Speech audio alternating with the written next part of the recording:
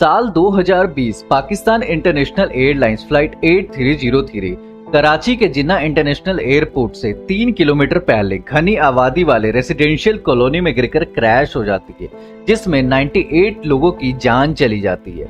ऐसा क्या हुआ था फ्लाइट 8303 के साथ, किसकी गलती होती है, कौन इस घटना के लिए जिम्मेदार होता है, इन्वेस्टिगेशन रिपोर्ट क्या कहती है, जानेंगे इस वीडियो में। हेलो दोस्तों, आई एम सूरज केयर Prakash, welcome to this channel. तो स्टार्ट करते हैं आज के इस वीडियो को। डेट 22 मई 2020 एयरबस A320 सीरीज की प्लेन PIA फ्लाइट 8303 अपने लोकल टाइम दिन के 1:05 पे 91 पैसेंजर्स एंड 8 क्रू मेंबर्स के साथ लाहौर के अलामा इकबाल इंटरनेशनल एयरपोर्ट से कराची के जिन्ना इंटरनेशनल एयरपोर्ट के लिए उड़ान भरती है। ये एक डोमेस्टिक फ्लाइट होती है जिसे 2 घंटे के अंदर कराची पहुंचना होता है। इस फ्लाइट को 2 पायलट्स मिलकर ऑपरेट कर रहे होते हैं, जिसमें कैप्टन सजाद गुल होता है जिसे तकरीबन 18,000 घंटे फ्लाइट उड़ाने का एक्सपीरियंस होता है। वहीं फर्स्ट ऑफिसर उस्मान आजम होता है। उड़ान के बाद तकरीबन 90 मिनट तक सब कुछ ठीक चल रहा होता है, लेकिन इसके बाद कुछ गलतियों की सीक्वेंस होती है जो अपने साथ 99 लोगों की जान ले जाती है। तो बात करते हैं इन गलतियों की सीरीज को। दरअसल फ्लाइट 8303 जब कराची एयर जोन में एंटर करती है तब कराची ATC से कैप्टन कांटेक्ट करता है एंड कराची एयरपोर्ट से जब plane 15 nautical miles means 28 kilometre दूर होता है तब प्लेन का एल्टीट्यूड 10,000 फीट होता है। जब ATC इस एल्टीट्यूड को नोटिस करता है तो कैप्टन से कांटेक्ट करता है एंड बताता है कि एल्टीट्यूड इस लेवल पे 7,000 फीट होनी चाहिए।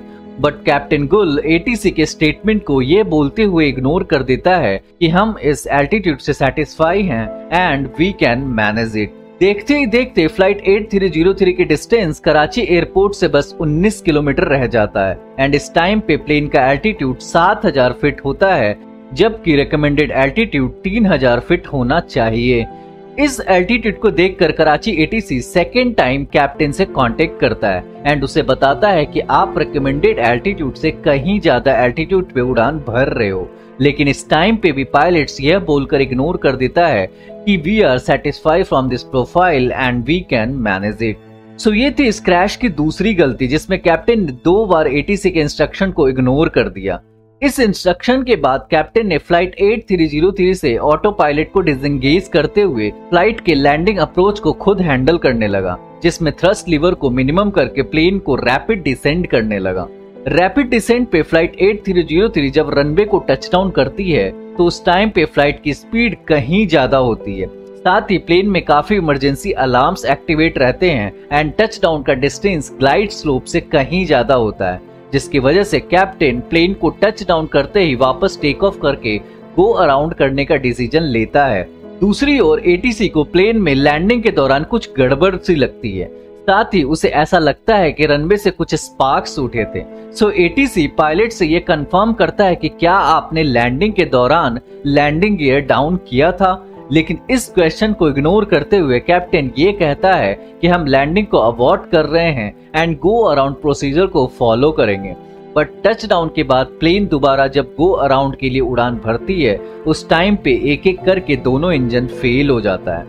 बता दें आपको, गो अराउंड के मामले में हर एयरपोर्ट का खुद का रूल होता है, जिसमें कराची एयरपोर्ट रूल के अकॉर्डिंग फ्लाइट को 3,000 फीट एल्टीट्यूड पे दोबारा जाकर गो अराउंड करना था, लेकिन दोनों इंजन फेल हो जाने के कारण फ्लाइट जब हवा में होती है तो कैप्टन प्लेन के नोच को थोड़ा ऊपर कर देता है, जिससे कि प्लेन को कुछ लिफ्ट मिल सके, लेकिन इंजन बंद होने के कारण प्लेन में इतनी पावर नहीं बचती है कि वो दोबारा एयरपोर्ट तक पहुंच सके, जिसके कारण एयरपोर्ट से 3 किलोमीटर पहले कैप्टन ATC को मेडिकॉल करता है एंड बताता है कि प्लेन का दोनों इंजन बंद हो चुका है।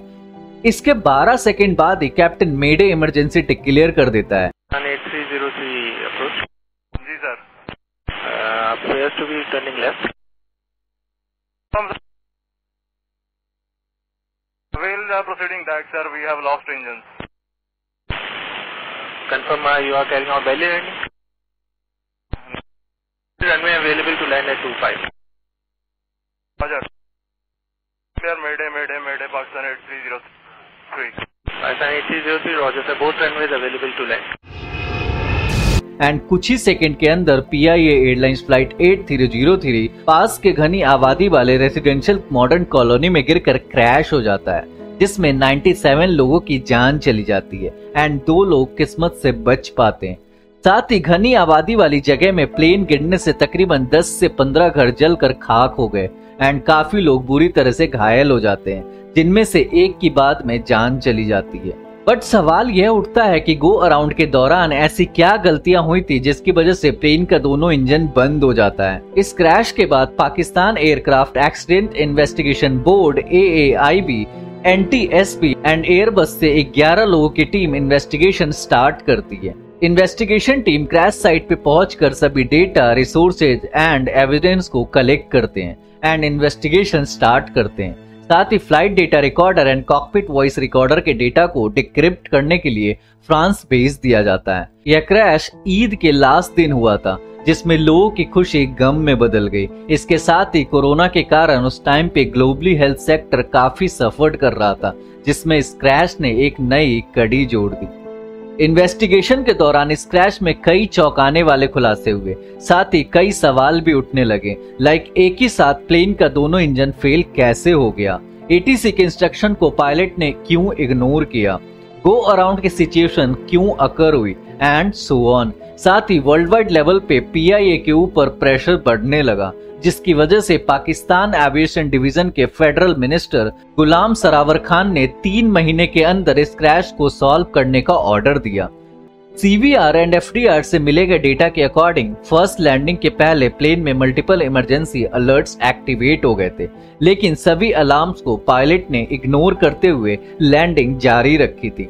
इसके साथ ही जब रनवे का इंस्पेक्शन किया गया, तब ये देखा कि रनवे पे 1400 मीटर एंड 1700 मीटर पे काफी ज्यादा घिसने के निशान थे, जिसे बाद में कंफर्म किया गया कि 1400 मीटर पे जो रनवे पे क्रैश था वो विमान के लेफ्ट इंजन के फ्रिक्शन की वजह से था एंड 1700 मीटर पे राइट इंजन के फ्रिक्शन की वजह से था। साथ ही लैंडिंग गियर को जब इन्वेस्टिगेटर्स ने इंस्पेक्ट किया तो देखा कि फर्स्ट लैंडिंग अटेम्प्ट के टाइम पे लैंडिंग गियर अंदर के साइड था, जिसमें यह पाया गया कि 10 नॉटिकल माइल्स पे लैंडिंग गियर को पायलट ने ओपन कर दिया था, लेकिन इसके बाद किसी गलत बटन प्रेस हो जाने के कारण ये वापस अंदर की ओर चला गया था। लेकिन फिर से 5 नॉटिकल माइल्स पे पायलट ने दोबारा लैंडिंग गियर को डाउन किया, बट तब तक काफी देर हो चुकी थी एंड इस रिपोर्ट से यह कंफर्म हो गया था कि फर्स्ट अटेम्प्ट में लैंडिंग के दौरान लैंडिंग गियर अंदर के साइड था एंड प्लेन का दोनों इंजन रनवे पे टच हुआ था, जिसमें घर्षण के कारण दोनों इंजन से आग की चिंगारी भी निकली थी।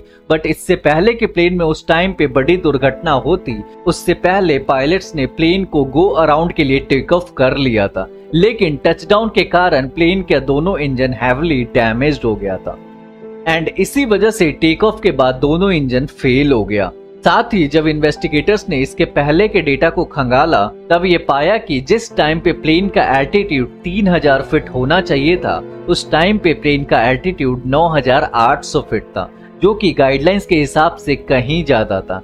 इस इन्वेस्टिगेशन में 24 जून 2020 को 14 पन्नों के साथ इसकी फाइनल रिपोर्ट जारी की गई, जिसमें इस क्रैश का जिम्मेदार पायलट को बताया गया एंड साथ ही ये स्टेटमेंट दिया गया कि PIA फ्लाइट्स 8303 क्रैश के पीछे पायलट के ओवर कॉन्फिडेंस था। इस क्रैश में 97 पाकिस्तानी एंड 1 अमेरिकन की जान गई। इन्हीं में से जाने माने पाकिस्तान के बैंक ऑफ पंजाब के CEO जफर मौसाद थे एंड पाकिस्तान की ही एक model and celebrity Zara Abid थी।